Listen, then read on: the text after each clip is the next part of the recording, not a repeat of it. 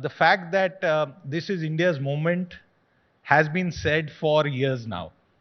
And also the fact that the world is India's oyster, particularly after COVID and particularly after what has happened in China. Beyond the numbers and the bottom line which drives you, how would you respond and tell our audience here, uh, how is India the world's oyster? Thank you, Siddharth. Thank you, Mr. Puri. Thank you, India Today Group, for the opportunity, and good afternoon to everyone.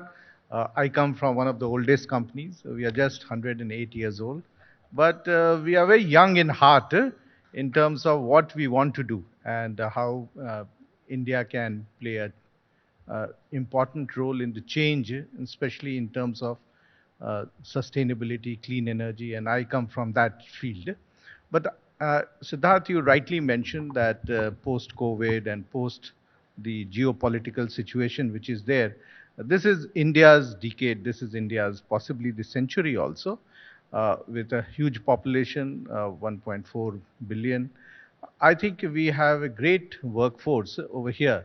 And it's not only the workforce which is there, but also the consumers which are there. And this is aspiring India. This is India which, where our young people are aspiring. They see every day on the TV, they see on their mobile phones what's happening globally and how they have missed out in many of the opportunities that they could have participated. And I think what we have seen, how India could come back very quickly after COVID. Uh, the Indian people went through very difficult times, but it was March, April. Many of them walked home hundreds of kilometers, but came back, and the resilience that has been demonstrated by Indians really shows that India and Indians can do anything, anywhere in the globe. And I think that's the adaptability of the Indian people. In terms of economic metrics that you see, everything has been right.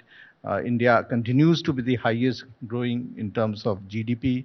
It's the fifth largest in terms of economy, third in terms of purchasing power parity. So I think all the right things are happening in India, in spite of the conflict in Europe and in especially Russia and Ukraine. We have been to a very large extent insulated by the changes over there. We've been able to handle and manage, and the Indian government has been very, very proactive on this. So I think the Indian economy will really grow very fast. While there are certain things which are given, Right. the 6%, 7% is a given thing in Right. India.